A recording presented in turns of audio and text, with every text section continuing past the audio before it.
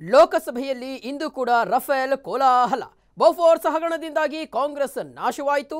ಆದರೆ ರಫೇಲ್ನಿಂದ ಮೋದಿ ಮತ್ತೆ ಅಧಿಕಾರಕ್ಕೇರಲಿದ್ದಾರೆ ಅಂತ ರಕ್ಷಣಾ ಸಚಿವೆ ನಿರ್ಮಲಾ ಸೀತಾರಾಮನ್ ಟೀಕಿಸಿದರು. ಕಾಂಗ್ರೆಸ್ ಆರೋಪಗಳಿಗೆ 2 ಗಂಟೆ ಕಾಲ ಸುದೀರ್ಘ ಉತ್ತರ ನೀಡಿದ್ರು. ಆದರೆ ಇದಕ್ಕೆ ರಾಹುಲ್ ತಿರುಗೇಟು ಕೊಟ್ಟಿದ್ದು, ಕೇಂದ್ರದಲ್ಲಿ ಅಧಿಕಾರಕ್ಕೆ ಬಂದರೆ ರಫೇಲ್ ತನಿಖೆ ನಡೆಸುವುದಾಗಿ ಹೇಳಿದರು.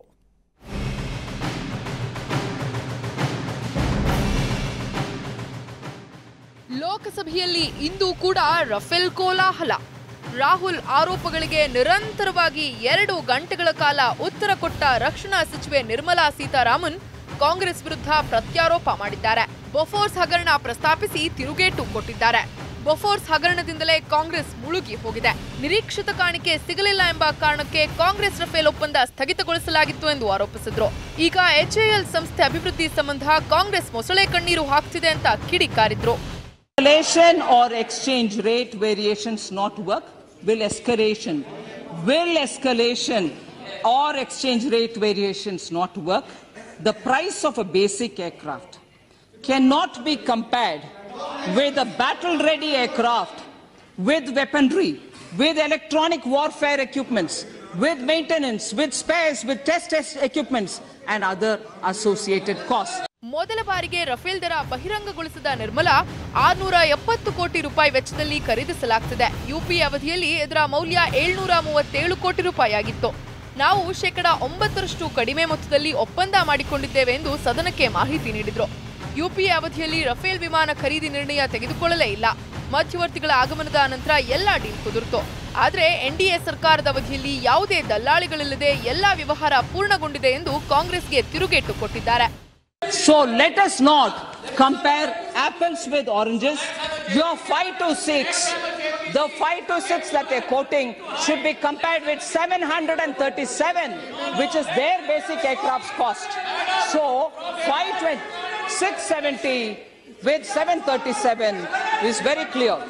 Now, madam, I'll go over. ಇದೇ ವರ್ಷದ ಸೆಪ್ಟೆಂಬರ್ ವೇಳೆಗೆ ಮೊದಲ ರಫೇಲ್ ಜೆಟ್ ಭಾರತಕ್ಕೆ ಬಂದಿಳಿಯಲಿದೆ. ನಂತರ 2022ರ ವೇಳೆಗೆ ಎಲ್ಲ 36 ವಿಮಾನಗಳ ಪೂರೈಕೆ ಪೂರ್ಣಗೊಳ್ಳಲಿದೆ. ಕಳೆದ 5 ವರ್ಷದ ಅವಧಿಯಲ್ಲಿ ಶಸ್ತ್ರಾಸ್ತ್ರಗಳ ಖರೀದಿಯಲ್ಲಿ ಯಾವುದೇ ದಲ್ಲಾಳಿಗಳ ಪಾತ್ರವಿಲ್ಲ. ಆದರೆ ಈ ಹಿಂದಿನ ಸರ್ಕಾರದಲ್ಲಿ ದಲ್ಲಾಳಿಗಳ ಪಾತ್ರವೇ ಹೆಚ್ಚಾಗಿತ್ತು. 5 ವರ್ಷದ ಅವಧಿಯಲ್ಲಿ ಒಂದೇ ಒಂದು ಭ್ರಷ್ಟಾಚಾರ ಪ್ರಕರಣಗಳು ವರದಿಯಾಗಿಲ್ಲ ಅಂತ ನಿರ್ಮಲಾ ಹೇಳಿದ್ದಾರೆ. ಕಾಂಗ್ರೆಸ್ ಕೇವಲ 18 ಜೆಟ್ ಖರೀದಿಸಲು ಮಾತ್ರ ಮುಂದಾಗಿತ್ತು. ಆದರೆ ನಾವು 36ಕ್ಕೆ ಏರಿಸಿದ್ದೇವೆ ಎಂದಿದ್ದಾರೆ. ಈ ಮಧ್ಯೆ ಸಂಸತ್ ಹೊರಗೆ ಮೋದಿ ಮೇಲೆ ಅಟ್ಯಾಕ್ ಮಾಡಿದ ರಾಹುಲ್ 5 ಪ್ರಶ್ನೆಗಳ ಸವಾಲ್ ಹಾಕಿದ್ರು. ಆ ಪ್ರಶ್ನೆಗಳು ಯಾವುವು ಅಂತ ನೋಡೋದಾದ್ರೆ, ರಾಹುಲ್ ಪಂಚ ಪ್ರಶ್ನೆಗಳು. 526 ಕೋಟಿಯಿಂದ 1600 ಕೋಟಿಗೆ ರಫೇಲ್ ಜೆಟ್ ದರ ಹೆಚ್ಚಿಸಿದ್ದು ಯಾರು?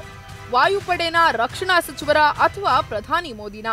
ವಾಯುಪಡೆಗೆ 126 ರಫೇಲ್ ಜೆಟ್ ಬೇಕಿತ್ತು, ಆದ್ರೆ 36ಕ್ಕೆ ಇಳಿಸಿದ್ದು ಯಾರು? ಅನಿಲ್ ಅಂಬಾನಿಗೆ ಒಪ್ಪಂದ ನೀಡಲು ನಿರ್ಧರಿಸಿದ್ದು ಯಾರು? ಹೊಸ ವ್ಯವಹಾರ ನಡೆಸಿದ್ದು ದಲ್ಲಾಳಿಗಳ ಅಥವಾ ರಕ್ಷಣಾ ಸಚಿವಾಲಯವ? ಈ ಪ್ರಶ್ನೆಗಳಿಗೆ ಉತ್ತರಿಸಲು ಕಲಾಪದ ಕಡೆ ಮೋದಿ ತಲೆ ಹಾಕ್ತಾ ಇಲ್ಲ. ಅವರ ಸಚಿವರು ಕೇವಲ ಹೇಳಿಕೆ ನೀಡುತ್ತಿದ್ದಾರೆಯೇ ಹೊರತು ನನ್ನ ಪ್ರಶ್ನೆಗಳಿಗೆ ಉತ್ತರಿಸುತ್ತಿಲ್ಲ ಅಂತ ರಾಹುಲ್ ಕಿಡಿಕಾರಿದ್ದಾರೆ. ಅಲ್ಲದೆ ಅನಿಲ್ ಅಂಬಾನಿಗೆ ಒಪ್ಪಂದ ನೀಡುವ ಮೂಲಕ ದೇಶದ ರಕ್ಷಣಾ ಬಲ ಕುಗ್ಗಿಸಲಾಗಿದೆ ಅಂತ ಟೀಕಿಸಿದ್ದಾರೆ. ಈ ಬಾರಿ ಕೇಂದ್ರದಲ್ಲಿ ಕಾಂಗ್ರೆಸ್ ಅಧಿಕಾರಕ್ಕೆ ಬಂದ್ರೆ ರಫೇಲ್ ಕುರಿತು ತನಿಖೆ ನಡೆಸಿ ತಪ್ಪಿತಸ್ಥರಿಗೆ ಶಿಕ್ಷೆ ವಿಧಿಸಲಾಗುವುದು ಅಂತ ಹೇಳಿದ್ದಾರೆ. अनिल अंबानी को कॉन्ट्रैक्ट किसने दिलवाया?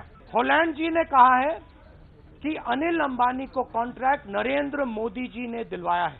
डैसॉल्ट कंपनी की इंटरनल ईमेल्स में कहा गया है कि उनको ऑर्डर मिला था कि हिंदुस्तान की सरकार और प्रधानमंत्री ने कहा था कि अनिल अंबानी को कॉन्ट्रैक्ट दिया जाए. ये मेन सवाल है और हम चाहेंगे, पूरा विपक्ष चाहेगा कि जब रक्षा मंत्री प्राइम मिनिस्टर के बिहाफ पे बोलेंगी तो इन सवालों का जवाब दिया जाए.